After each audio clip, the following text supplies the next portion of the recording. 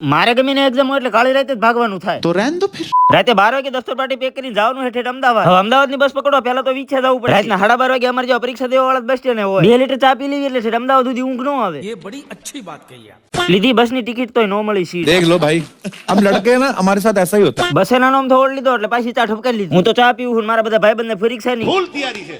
મોરે મોરો આવવા દો. હા તો દઈ દો બધા મોરે મોરો આવી ગયું અમદાવાદ. જ્યાં એક્ઝામ નું સેન્ટર છે એ બાજુ હાલવા માંડ્યો હું પણ વાયલિન કેદી પોઈ. તો પછી થોડુંક ફ્લેક્સ મારો રેપિડો બુક કરી લીધી. સાચું કોણ તો પાછળ બેઠા બેઠા પ્રાઇમ મિનિસ્ટર જેવી ફીલિંગ આવતી. औकात में रहो. હાથમાં 15 બાકી હતી ત્યારનો લોકેશન એ પહોંચી ગયો. ટાઈમ કેમ જાય જેમ જેમ પરીક્ષાની ઘડી નજીક આવે એમ મને ઝોલા સડે. ये समस्या है रे. A few moments later. બપોરના 2 વાગે ઝોલા ખાતા ખાતા પરીક્ષા પૂરી કરી અને હવે લાગી ફૂલમ ફૂલ ભૂખ. બધા ભાઈબંધોનો ફોન આવી ગયો જમીન પાછું થોડુંક રખડવા જવાનું છે એટલે મેટ્રોની સવારી કરીને જવાનું હોય ભાઈબંધ પાસે. વાહ ભાઈબંધ વાહ, રખડવા તું ક્યાં લાવ્યો? રવિવારીમાં. मैं गाली नहीं दे सकता ना, मैं ऐसे ऐसे गाली दूं, ऐसे ऐसे गाली दूं ना, जिंदगी भर याद रखे. હાશ માન રવિવારી પૂરી થઈ ગઈ. ગા રિક્ષા પકડીને બસ સ્ટેન્ડે ભાગી જવું છે.